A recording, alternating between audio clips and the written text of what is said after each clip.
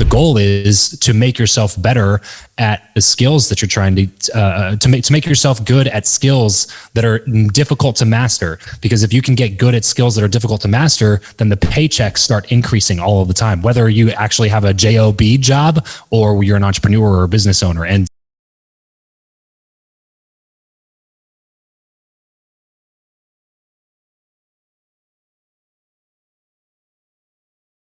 storytelling is definitely one of those skill sets that you're going to want to master if you want the, the freedom and stuff that comes from being a full-time podcaster, because that's really the only way to get around it. Your content has to be engaging. It has to inspire people. It has to motivate people to take action. It has to get them to destroy their inner false narratives around how they live their lives. And the only way to really do that effectively is through storytelling. So it's gotta be one of those skills that you put into the I need to work on this category and start consuming content around how to tell stories better. But really the bottom line is tell more stories. That's why I love podcasting. So my name is Avi Arya, father of 2 girls, 6 dogs, husband to a superwoman, streetcar racer turned hotelier, now social media marketer and founder of Internet Moguls. Travis, this is my 10-second hero introduction. What would be your introduction? Well, I mean, I feel like it's gonna pale in comparison to the guy who came up with the 10-second hero introduction, but I'll give it my best shot. Let's do it. So my name is Travis Chappell. I am a husband and I am a father to a 2-month-old and a 20-month-old. I am a former ministry person turned door-to-door sales guy turned podcaster and now a software founder. How's that? That is fantastic. Off late, they always say that you attract people based on the energy that you're vibrating with. For whatever reason, I've been attracting a lot of people on my show who are current or ex-ministry people. So thank you for your faith in everything. So Travis, Interesting. tell us. So you're in Vegas, and you said it was snowing last week. And what tell us a little bit about your rituals. Like, how does your day look like with a 20-month-old and a 2-month-old? You still look fresh and healthy. And how does your day look like? Yeah, it's a facade, man. It's all a facade. Yeah. So I was always a guy that liked to sleep in. I've always loved my sleep. I was always really tired. It seemed like in high school and college, and I fell asleep driving all the time. I had to pull over on this. I don't know how many times in college I had to pull over on the side of the road and take a 10-minute nap. I've just always been somebody that loves sleeping. So I've never been an early riser, but when I had my kids, it just got to the point where I was running a business, and then before I had my daughter back in October, I just launched my software. I had my other podcast coaching and course business, and so I'm launching a software company. We have our second kid, and at that point, I was just like that. I saw the writing on the wall, luckily, before our daughter came. And so I ended up doing a program from Andy Frisella called 75 Hard. And I started doing that before my daughter came, because I was like, if I don't get these rituals and get this discipline in order right now, it's going to be 10 times more difficult to try to make it happen after we have her. So I basically just started getting up at 4 a.m. every Oh, day and started going. First thing I do is go straight to the gym, and I sit in my car and I try to read. I like to read at the gym parking lot because it gets me out of my house. If I try to read at my house, like on the couch or I something, know. I know I'll just lay down on the couch and go back to sleep. So I love I that get out hack. of the house.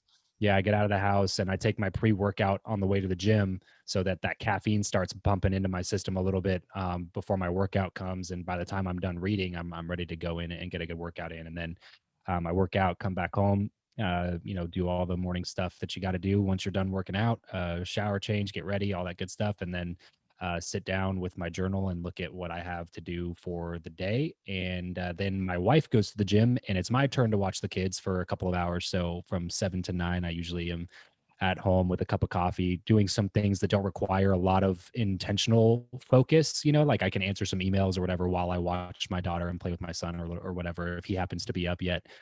And so I do some non-focused task work that's just kind of like do some social media, do some emails, do a little bit of this, a little bit of that. And then my wife gets back around 9, she showers, gets ready for the day. And then And then from there, I can get to work on some of my projects and stuff. That is fantastic. I learned so much in the last 5 minutes. Getting up at 4 in the morning, taking your book with you and your coffee with you. So you're doing three things together. Awesome.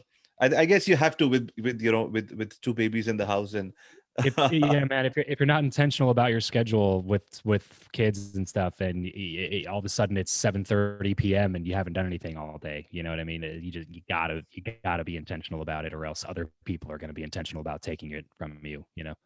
lovely. Be intentional about your day, your focus, and how you plan it. Fantastic. So tell us about how did you get known as the podcasting guy? I mean, how did the podcasting journey start? Sure, it's a good question. I started back in 2016 listening to podcasts. So it was a year of my life that I looked at as a really big rebuilding year because I had figured out a couple of years before when I graduated college in 2014 that I didn't want to be in ministry anymore, which is what I had my degree in. And I didn't know what I was going to do at that point. So I just did what I did in college, which was door-to-door sales. And so I started just going door to door and actually pushing hard at it. I did it full time year round and full time, by the way, for door to door. It was like 20 hours a week, maybe.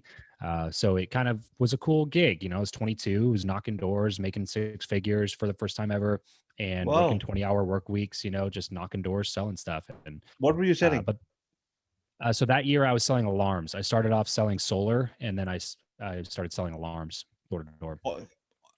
Can I ask you, do you really have to believe in every product that you sell, or now looking? But let me ask that Travis who started then, and then this Travis.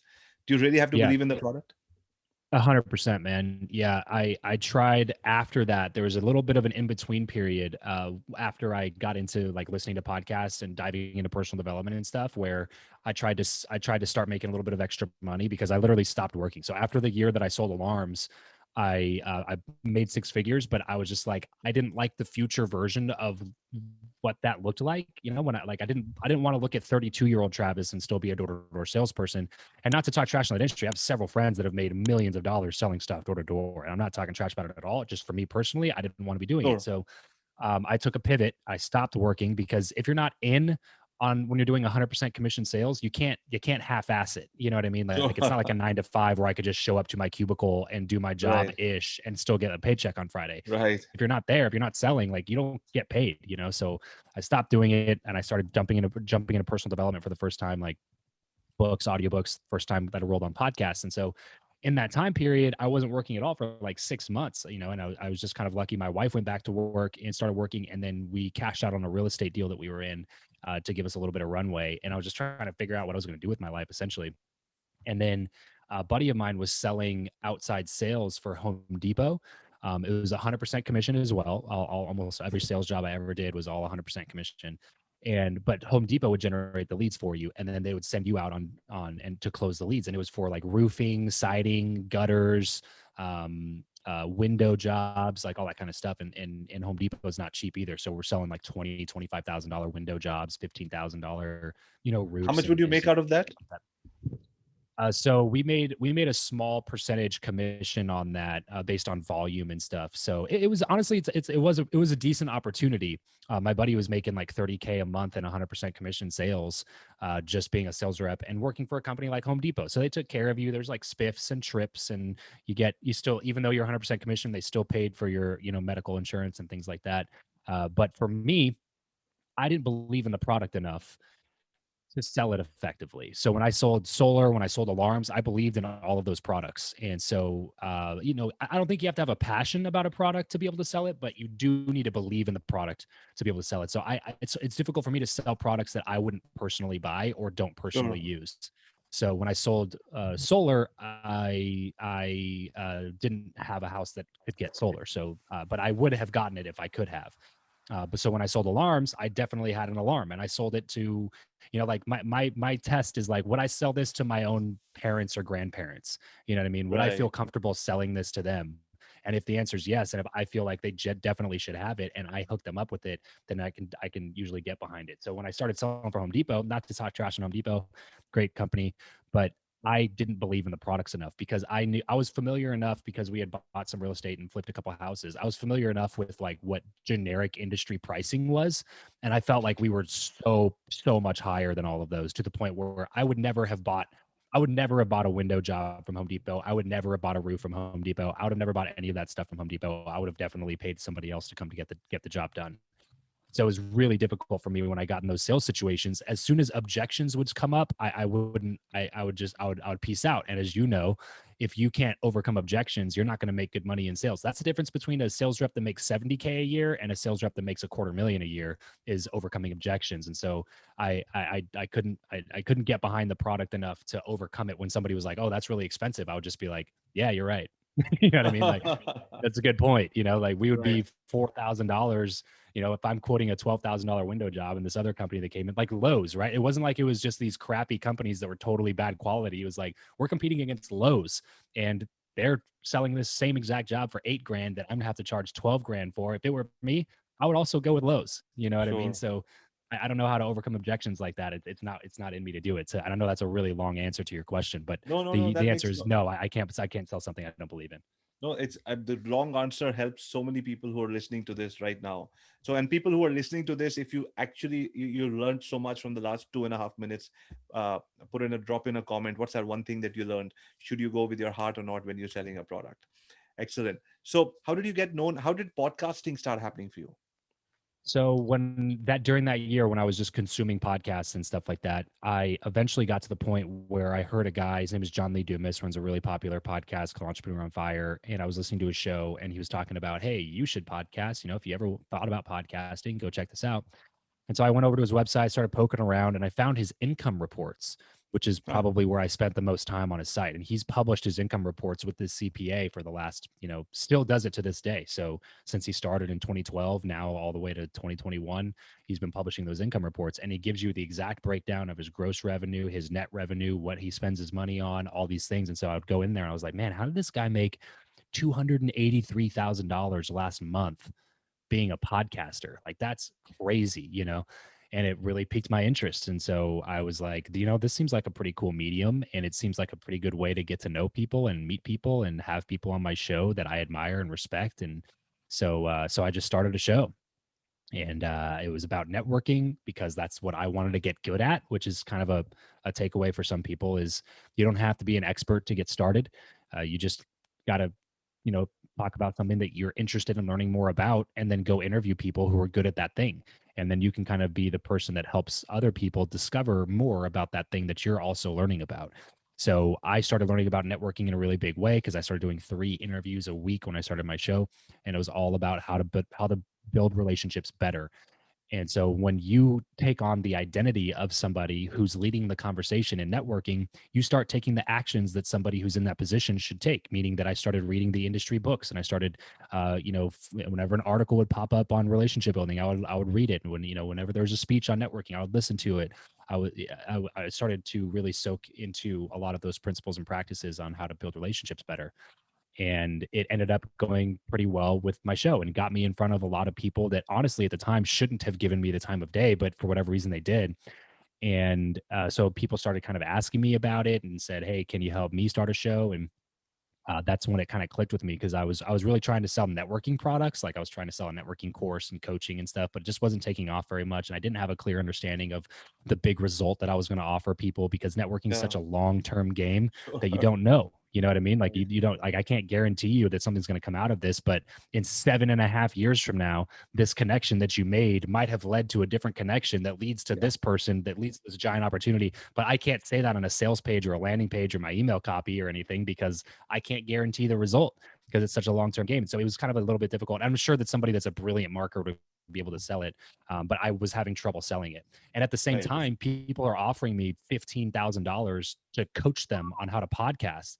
I was like, oh, this is the business. Why am I busting my ass trying to make this thing happen over here that nobody wants to buy from me when people are like begging to give me money for this podcasting thing that I figured out. So that's when I shifted all of my attention away from anything else and started focusing on podcasting and started making that, the core of our business, which is helping entrepreneurs learn how to podcast That profitably. is that is fantastic. It's so from the heart. It's lovely. I love how you're you share your vulnerabilities and you say I didn't know what was happening. I was going towards networking, and then I realized this is better, and I saw the income report, because that's what we do. We look at things, and we look at a shiny object. We go after that. Sometimes that doesn't work out, but in the process, as long as you have a ritual, as long as you have that intentional focus, you make things happen.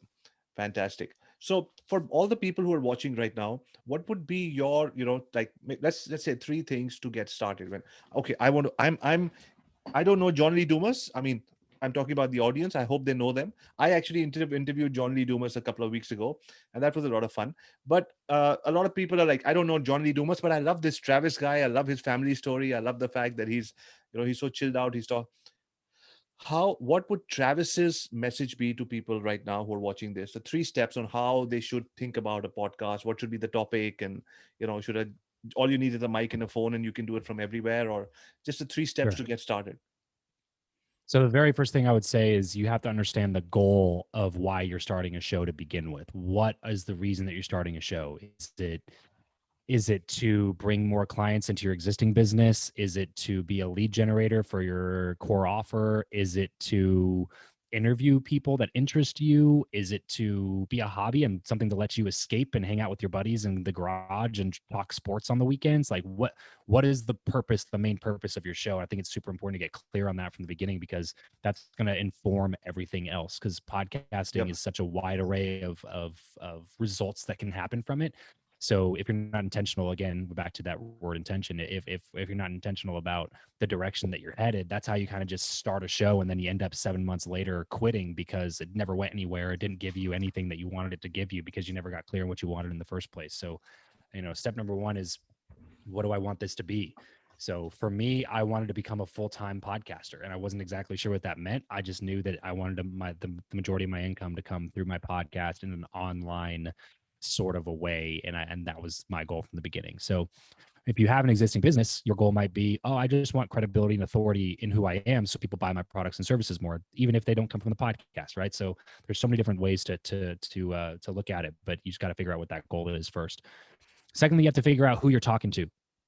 Once you figure out the goal, you have to figure out, who am I creating this for? Because that answer is going to help you create all of the other answers to the questions that you might have rolling around in your head. Like, what should my name be? What should my topic be? How many times a week should I release? What should my episodes be about? It? Should I interview people? Should I do solo shows?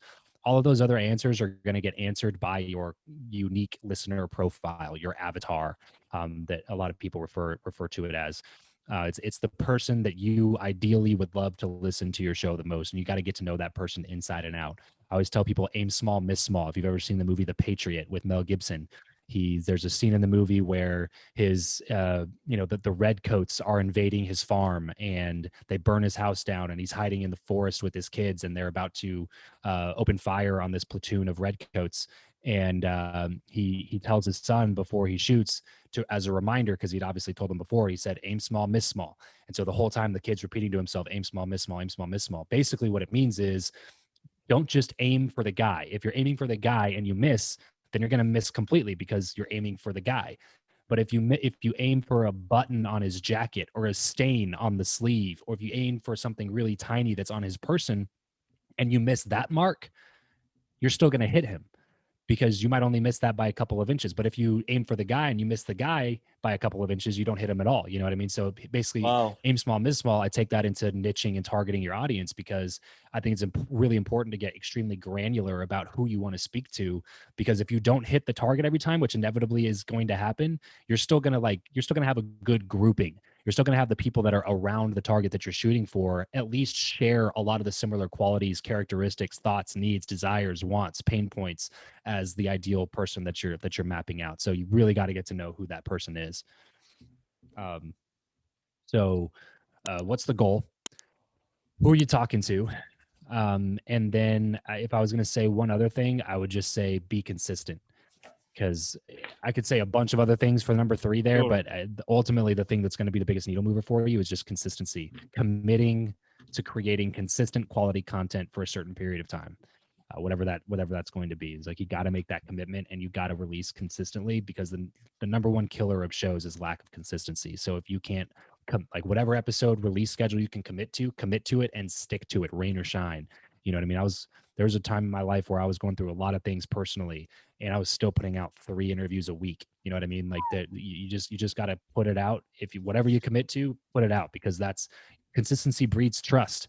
And the only reason to get into content creation to begin with, especially as a business owner, is to create more trust people so that it's easier for you to be able to sell products and services and add value to the people that you're building your content for. And if you can't even be consistent in your own release schedule, then your listeners and your audience is probably going to have a little bit of a lack of trust in you, even if it's not on a conscious level. It's almost definitely on a subconscious level. So I would say those 2 things: get clear on your goal, make sure you know who you're talking to, and be consistent for the long haul. I love that. I love that. You know what I took away in the last 5 minutes? Lots of notes. And Haha, nice. also, what my biggest takeaway was that you took me back. I'd seen that movie, but I forgot it. But you actually took me back, and you told me exactly what happened, and that you missed the button and you missed the. So obviously, over years of practice and training, you become a good storyteller, and you take people in your journey, in your answers to that situation. So for all the new podcasters listening, how important is it to be, or how valuable is the skill of being a good storyteller on a podcast? I mean, how much time do you got, man? Like it's storytelling.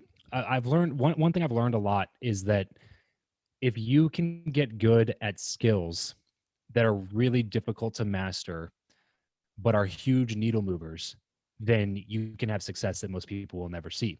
The harder the skill, the fewer people have that skill, and the more you're going to get paid for that skill, right? That's why if you're a minimum wage worker and you flip burgers for a living, you don't get paid that much money, because you get paid for the amount of value that you can bring into the marketplace. So if Right. they can go put out a job posting and get 3,000 other people that are totally qualified to do that position, that's what sets the price for how much you get paid. So the goal is to make yourself better at the skills that you're trying to make yourself good at skills that are difficult to master. Because if you can get good at skills that are difficult to master, then the paychecks start increasing all of the time, whether you actually have a job job or you're an entrepreneur or a business owner. And storytelling is definitely one of those skill sets that you're going to want to master if you want the freedom and stuff that comes from being a full-time podcaster, because that's really the only way to get around it. Your content has to be engaging, it has to inspire people, it has to motivate people to take action, it has to get them to destroy their inner false narratives Yeah. around how they live their lives. And the only way to really do that effectively is through storytelling. So you gotta it's got to be one of those skills that you put into the I need to work on this category, and start consuming content around how to tell stories better. But really, the bottom line is tell more stories. That's why I love podcasting, and that's why I love releasing so many episodes, because it gives me more opportunities to work on my skill set and refine my skill set. And when you magnify that over 5 years, and you look at how many stories you've told over the course of 6, 7, 8, 900 podcast episodes, you really start to get a little bit better all the time. And when you look back over that period of time, that skill set and that learning has compounded in that time period. And that, like I said, that skill set's going to pay you a lot of money. I, my next question is: are you intentional in giving so many nuggets, and at the end of every section, or do you do, because I love what you said. Tell more stories to destroy the false belief that your clients have, and then maybe probably build new ones. So that's a Yes. beautiful way of saying why people should, and so I actually have a high ticket client coaching call after this. If you don't mind, I'll use some of these. I'll say I learned it from Of Travis. course. Of This course. is really Yeah. fantastic. Awesome. So we spoke about consistency. We spoke about storytelling. In terms of marketing, uh, there are different schools of thought. People are like, like you said, learn a skill that allows you to make money. You saw John Dumas's thing, So obviously, money. You've got 2 kids. I've got 2 kids, and we need that money, and we need that. A lot of people say don't do podcasts if you if you want to make money. A lot of people are like, no, you follow a system and you'll make money. What is your take on why and how to monetize this endeavor? Yeah, the people that are telling you not to start a podcast because they don't make money are the people who haven't figured out how to make money with the podcast. So I always say, don't take advice from anybody that you're not willing to trade places with in that Right. category, right? Let me caveat that by saying in that Sure. category. because Sure. I don't necessarily mean to trade lives with them. I just mean, have they Of done the course. thing that you're trying to do? That's all Of I mean course. by that. If they haven't done the thing that you're trying to do, then it's probably not a great person to take advice from. You can Sure. listen to their stories and learn from their failures in that area, but in terms of like, that's pretty hardcore advice to listen to somebody who never figured out how to monetize a podcast, just to be like, well, they couldn't figure it out, that means I can't figure it out. Like, that doesn't make any sense, because the question is really, did somebody figure it out? And that answer is resoundingly yes. So if somebody figured it out, I can figure it out. I just got to go learn how they did it and implement the same things. It's not that difficult. You don't have to reinvent the wheel and come up with your own strategy, you know? So I definitely think that it's very possible to monetize a podcast. You just have to kind of have the right strategy going into it. So I look at it way more as like, your first goal should be like, your goals with podcasting should be all of the other things that come along with podcasting. And the goal that most people focus on, to me, is like the back burner goal. That's the long-term goal. That's the one that's going to be like the cherry on top at the end of the finish line when you're like, when you're 7 years into this thing. That's so everybody thinks audience, listeners, sponsors, like that's how you make money podcasting. That, to me, again, cherry on top. That's down the road 2, 3, 4, 5, 8, 10, 12 years later, after creating consistent content. You probably have an audience base, and you'll probably be able to monetize, and you'll probably be able to have a large following of people who actually give a crap about what you have to say. But in the meantime, it does a lot of other awesome things for you. And that's kind of what I want my clients and my students to focus on. Like, focus on the credibility that it brings into your brand, focus on the authority that it gives you because you created your own platform and your own stage to be able to share wisdom and content on. Focus on the network that it builds. Like, my show's all about networking. And I get the question all the time, hey, Travis, what's your number one networking tip that you've learned through 600 episodes about networking?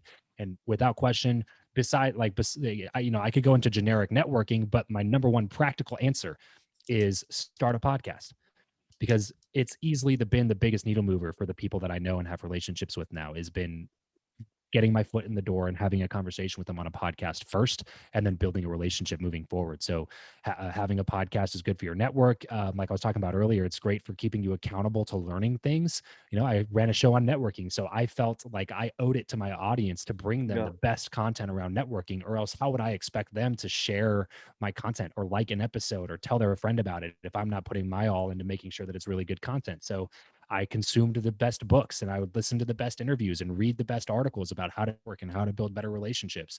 And so that became my number one accountability partner in making that a big skill set of mine, which is building relationships and connecting people together and being a bridge between groups of people, and being able to get some of the top guests in my industry on my show by using the skill set that I was learning by running the podcast. You know what I mean? Like, Of it course. kind of just all works for each other, and helps, and it helps to continue to push you forward. So there's so many other reasons to have a show besides just the one that most people think is the reason to have a show. And that to me is what makes it worth it in the meantime, because I do believe at one point, like, I'll have a show that has 2, 3, 4, 5 million downloads a month, and at that point you can do whatever you want. You know, any publisher in the world would die to help you publish your book for you and give you a fat book deal. Any stage in the world wants you to speak on their stage because you have a built-in audience of people that you can put a couple ads out to that helps them put butts in seats, right?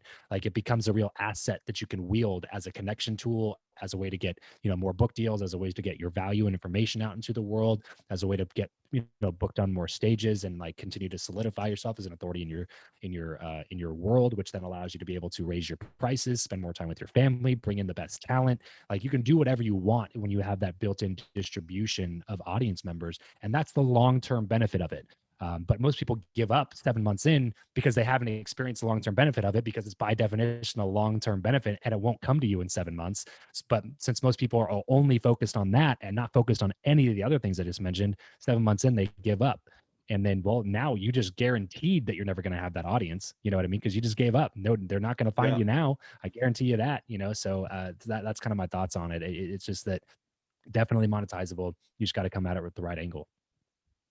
Does your wife listen to your podcast? You know, that's a good question. I would say she has listened to my podcast, but Okay. I don't think she's a regular listener. I doubt she's listened to an episode in a while. I do something every morning, every single morning. I either do a webinar or I do something or the other, and my family is somewhere around, but they just pick up the keywords from here and there, And so I think the biggest advocates come, they support you in everything that you do, but the advocates, the real fans, really come from outside. So I just wanted to reconfirm that, because if you said your wife is listening to every single episode, that I would have brought that up as an issue in my family very soon. Okay. Yeah. Nope, All you're right. good, man. You're good. Okay. Lovely. So, Travis, just last two questions. Um, tell us about the software company that you have and how it's helping people. Yeah, so it's called Guestio. I mentioned before that the thing that I kind of got known for in my circles was getting the best guests in my industry to say yes to an interview on my show, and a lot of other people struggled with getting those people, same people to say yes, and so they'd ask me about it. And the real answer is it just takes a lot of hard work, a lot Yeah, of cold reach out, a lot of persistence, and a lot of follow up. That's real. That's the real answer. It's a lot of work. And so most people either don't have the time to do it because they're running a successful business already, or they just don't want to take the time to do it. So we ended up building a software marketplace platform called Guestio, where you can go create a free Guestio account, build out a profile, and you can start searching through our catalog of guests, like high quality guests for your show. There's a whole paid marketplace. There's a whole free marketplace. You can go on there, start booking people totally for free right now. It's free to set up an account. It's free to book people that are free. And then some people will have a price associated with the interview if they're have more demands on their time or have a crazy schedule.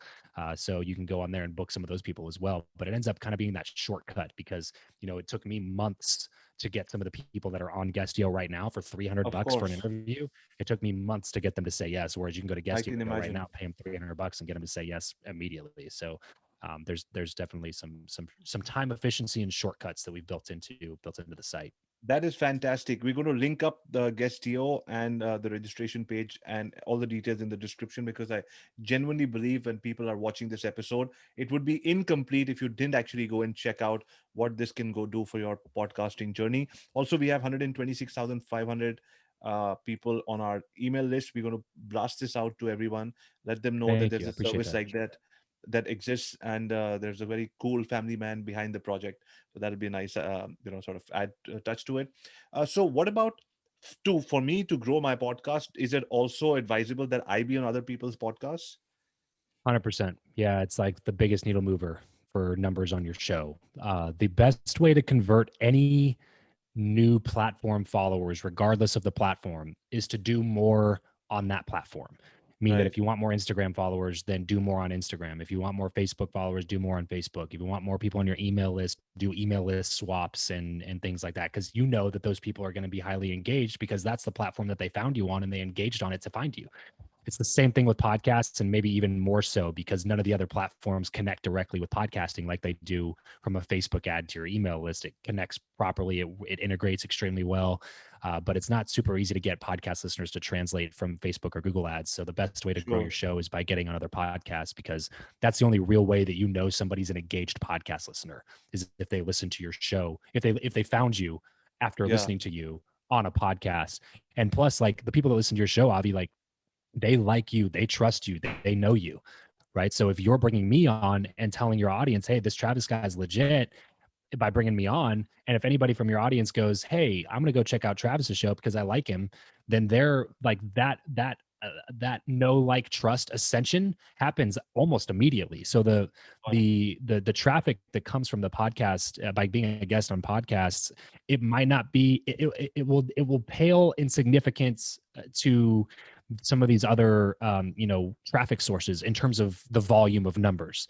But in Got terms it. of the quality of the person that actually sticks with you and becomes a true, like, listener and fan of your show, that quality is going to be so much higher than any other platform, because it's such a deep level, intimate platform. Like, somebody's still listening to this interview. We've been going for what, 45 minutes, like over a Right. half hour talking. So they've gotten the chance to really get to know who I am. And if they don't resonate with me, they're not going to check out any of my stuff, which is fine. But if they do resonate with me, they're really going to like my stuff because they already know that they like me. You know what I mean? Like, Of they didn't course. just see an ad pop up with a picture and they go, do I like this Travis guy? Let me do some research.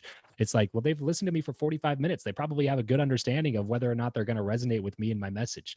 So Right. by this point, they've already kind of made that decision. If anybody comes over, even if it's only 5 people, those 5 people are probably way higher quality than running an ad campaign and getting 100 people to sign up your email list. You know what I mean? So Wow. it's one of the most effective ways, I think, to build an active and engaged audience. Lovely. On that note, Travis, if people, when people, the people who want to listen to you, where should they go and which are the channels they should follow you at?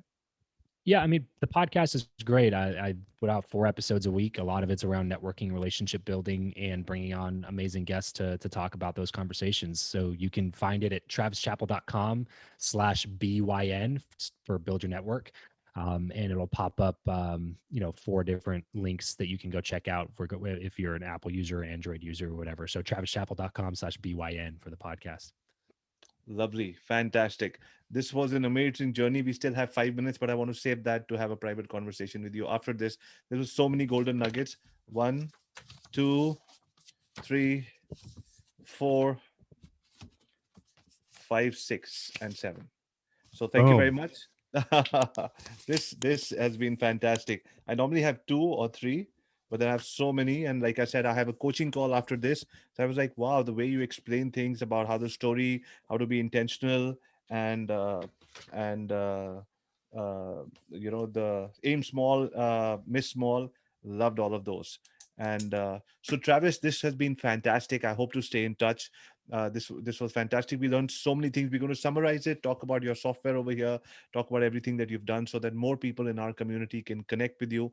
I would highly, highly recommend everybody who's watching this. I'm also going to be playing this in our Thursday entrepreneur calls, where we have 200 entrepreneurs coming every Thursday, 7:30 a.m. Vancouver time, 9 p.m. India time, logging in. It's part of our membership community, and we either bring in a live guest or we bring in a recording. So this recording is definitely going to be played in one of the Thursdays in February itself. So, all of you people, if you're watching the recorded version, once again, go to the link, follow this gentleman. I have a very strong feeling you're going to love the family man behind the scenes and the podcaster. And if you're wanting to start your podcast journey or any entrepreneurial journey, you have to choose your route. And I think the podcast route through Travis would be highly, highly recommended. I would definitely endorse this gentleman. Thank you all for watching this. My name is Avi Arya, father of two girls, six dogs, husband to a superwoman, a streetcar racer turned hotelier, now social media marketer and founder of Internet Moguls. Signing off for now. Thank you, Travis.